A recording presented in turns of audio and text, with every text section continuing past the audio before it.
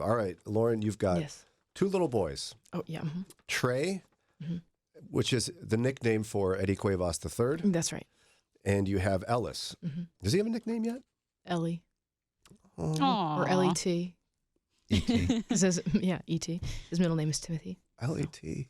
What's up, E.T.? Have you thought about social media for your boys? I know it's a long ways away, but moms think about things. Like about them having it? Yeah. No. Think about it right now. Okay. Get ready. Okay. Little sweet Trey. We're going to play some audio from him later this morning that'll just make you laugh and at the cuteness. But what do you think you're going to do with this kid? You going to let him get on social media in middle school? Elementary school? I don't know. No, not, I don't, right now, no, not elementary school. That's what I would say. So in my school district, elementary school is K through 6. So 6th grade. By So the what's way, it, like 12? yeah. Yeah. By the way, all of the 12-year-olds are on Snapchat. Yeah, so I hear. So what are you going to do with your Trey? No. Maybe.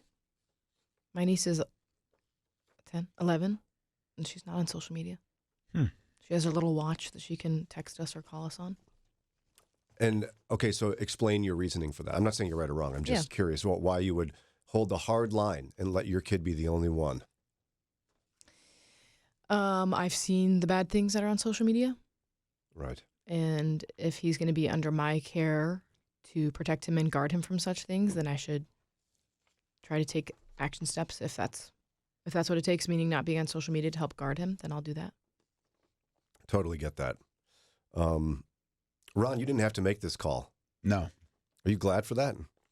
Let's see. My daughter was in junior high when AOL Instant Messenger came up, AIM. And your computer was probably in the middle of the house, right? Oh, no. She had her own computer by then. Scandalous. But we had, the internet was on the phone line. So right. if somebody called, it would boot whoever was on the internet off. Good old days. Yeah. So you would just ask people to call you regularly to keep her safe? I went in one time in her room and there was like 30 different little conversations. And Oh, yeah. she's just bopping back and forth That's right. between them. And I'm like, how in the world? I could never keep up, but I'm a man. AIM was the best. Yeah. I didn't really, I'm too old for that. Reek. And the door closes when you're... Oh, I didn't know what that was. That was the a door? opens, yeah. Oh. That's what it sounded like. Well, somebody knows what that means. They do. Okay, so Florida's trying to fix these problems for parents, is what we're discovering. It's not a Florida man, although it actually is a Florida man. He's a lawmaker. Florida people. Florida people have introduced a bill aimed at restricting social media access for those under the age of 16. The bill proposes a ban on social media accounts, including Facebook, Instagram, and X. It's so dumb. Still dumb. For minors under 16, placing the responsibility on social media companies to enforce this restriction by implementing age verification methods. The legislation prevents users under 16 from both creating a new account and would terminate existing underage accounts. Florida House Speaker Paul Renner, who introduced the bill, shared that he wants to, quote, regulate social media in a meaningful way because our kids' lives depend on it. And he would even, it says expand in the article, but it's actually expand the regulations to include adult content sites. Here's what he says. We've got to think about kids. We tell them they can't smoke until they're 18. They can't get tattoos or earrings without their parents' consent, all these things. But an 8-year-old kid can get online and see pornography. That doesn't make sense. How do we let this happen? I mean, he's not wrong. No. And they've tried to figure out how to stop the pornography, which would be the obvious, but it is really hard to do. Yeah, I mean, you're not going to get rid of the pornography. I don't think that's possible. Yeah, the best of all possible worlds is get all the creeps off, but that's not going to happen. Well, So. the problem is they've actually found out that the porn industry is actively targeting minors. And we've found a way to make sure that at least for the most part, until you're 18, you can't buy cigarettes. Or It's 21 vapes. now in Ohio. 21 now? Yeah, it went up about 3 years ago. Shows how much I'm paying attention to that, I guess. Well, when you're in your 40s, it just doesn't matter anymore, I suppose. They quit carding you? Yes, they did. And the tattoo and earring thing. Yeah, I mean, a tattoo artist is not going to put anything on your arm when you're under 18 or whatever without parent consent. Guarantee. I know because my kids. Yeah. So we figured this out, which you'd think we could figure it out with social media. Do you like this plan? I think it's a great idea because we're now seeing just how harmful it is, not just with the content that kids are consuming, but just the damage it's doing to their brains, strange social phenomenons where kids are growing up too fast. My big concern is how do you verify their age? Because I remember I got a Facebook when I was like 13, and at the time I think you had to be 16, and I had my parents' permission, but myself and all my friends, all it asked for was your birthday, and we faked it. It's so easy. That's how all the children in my son's 6th grade class are on Snapchat, because their parents or their parents didn't, I don't know, allowed them to fake their birthday because you have to be 13 to be on those sites. But all their age verification system is You just tell me scroll your to find birthday. it. Yeah. Okay, are you sure it's you? Yep. And I think kids will always find a workaround, Yeah. just like you put an age limit on smoking. So the kid gives $10 to somebody to go in and buy him a pack of cigarettes or a carton or whatever. And, some guy's going to say, I'll take your money. Sure. He'll go buy the smokes or he'll buy the beer for him.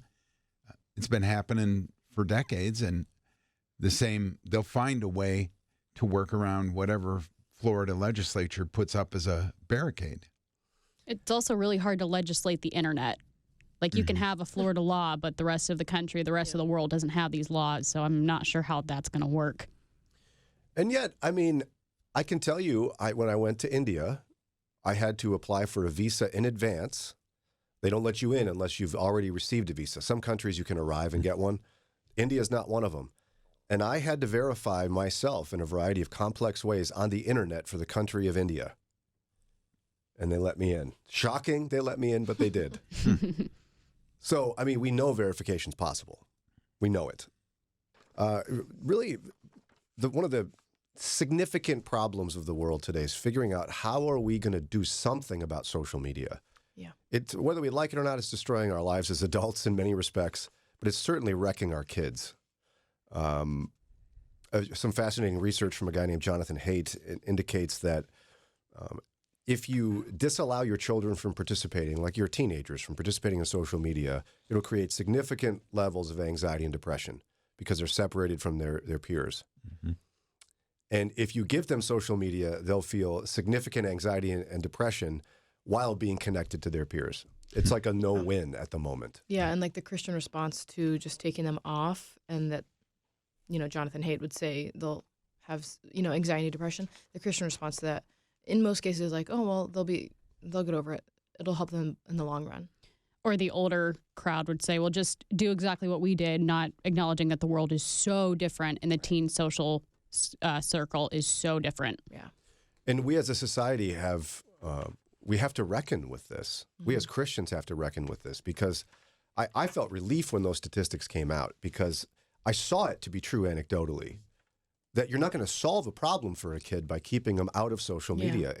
I think it honestly causes more anxiety and depression because you're literally completely isolated from your friends. I mean, it would be like back in the 60s, not having a house phone and not allowing your child to go outside. Right. Which were the only ways to get contact with peers. If you were a little boy without a bicycle, you were stuck. Yeah. You had to run everywhere to catch your friends. And I don't think this was the case, but were there any Christians who were like, no bicycles. Those are bad. There's 2 wheels. There should be 7, because it's a Bible number. Yeah. Yeah, which is ridiculous, obviously. But I'm just saying we got to solve this problem. So a Florida lawmaker is saying, well, why don't we just force social media companies to do legit age verification, not like the honor system, which has totally failed. To Ron's point earlier, if you missed it, Ron indicated, well, they're going to find a way in anyway, because kids find a way to drink, kids find a way to smoke. Yeah. The end. I mean, it's just the way it works. I would say, correct me if I'm wrong here, they still find a way to drink and smoke even though it's illegal. Right. But it's in much smaller numbers than it would be if it was a free-for-all. Yes. True. I would agree. Yeah. Okay. So at the end of the day, though, right, I mean, somebody could say, is it better for us to have a free-for-all and at least know what our kids are doing than have it be illegal and them hide it from us and us not know they're on social media? I think either way, you need to make sure you're taking steps to know what your kids are doing. Like, don't assume your kid's a good kid. I'm sure they're like a good person at heart, but don't assume that just because you've told them to do something, they're following the rules. I totally agree with that. And yet, even though it would not help the Christian population, I would advocate then that Christians only have one child because that's the only way to really regulate their online lives because everything's on. School's online. My kids don't have books. Are you kidding me? Everything's online. So try to regulate that when you add 2 children. 3. Brian, 4, 5. It's like, you're right, Daria, but Sarah and I have this underlying sense of discontent or like being just unsettled because we can't. I can't find enough time in the day to see everything they're seeing and everything they're doing. Right. I don't like it. I wish it was different. Maybe I'm a little lazy. Okay, fine. I'm a lot lazy, but No, but you've got a good point. I mean, because kids are sneaky, and you've got several of them, and you work, and your wife works. So how do you balance that? it's hard. So I don't know. You see what I mean? Like Ron's point's a good one that it might make more sense to just say, continue the free for all, and we got to do our best to follow what they're doing because they're not going to tell you they're doing it. Right. If it's illegal. Right? Right. And there'll be new applications that rise up.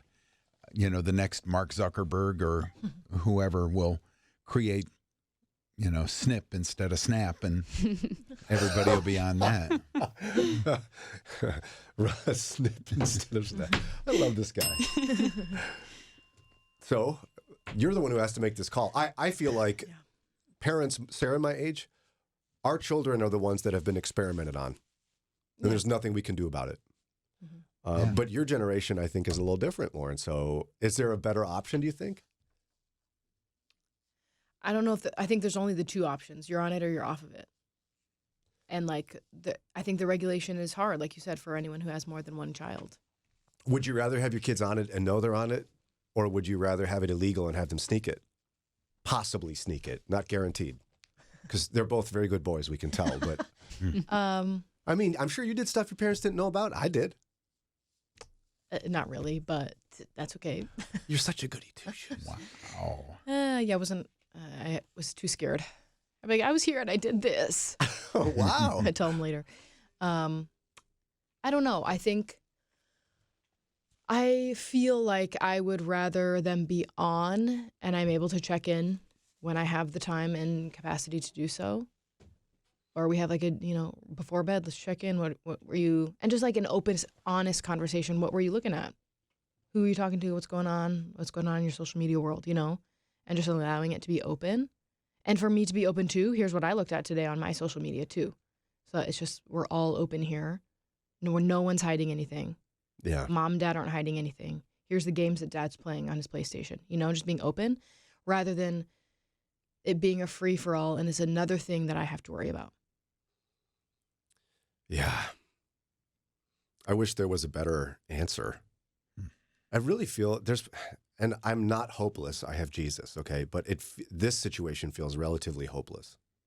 Yeah, I think so too. Now, could it be because younger parents in your generation, Lauren, are catching on to the dangers of social media? Yeah. Could it be that part of Gen Alpha is just not on social media because their parent and maybe things start going back to a more traditional model of how kids interact? Yeah, like my sister is 8 years older than me, and her oldest is 10 or 11, and she's not on social media. And I don't think my sister has any plans for her to be. She has a smartwatch. Is she homeschooled? No. She Public school? a Latin school. Oh, okay. Private school. Whoa. So she has, it's not a smartwatch like an Apple Watch, but it's like a smartwatch where she can text and call only numbers that are in her contacts, So she can go around. She goes to her friend's house in the neighborhood. She, is at a sporting thing or whatever, she can text and call, but it's not just whatever you want. Yeah, it's a strange situation. I don't know how to fix it. I feel sad about it. Like people worry about things in society. This is the one that gets me. Yeah. Like I don't see a really clear solution to social media hurting people, hurting us, ourselves. Yeah, we're hurting ourselves too. Yeah. Let's be honest. And it feels like it's just so out of control. It's like a train that's just never going to stop. It's out of Yeah. control. Runaway train. Yeah. There's no cut and dried. Every parent has to use Yeah. their own wisdom and seek the Lord's advice on that. But in some sense, at the same time, it's a good reminder that we really can't control anything. God's fully in control. There's rare situations in life, especially in America these days, where we're confronted with the idea that we are not sovereign and we do not have control. We must trust God in all things. And this is one of them, Mm-hmm. where you can't always know what your kid's doing. No. Your kid belongs to the Lord.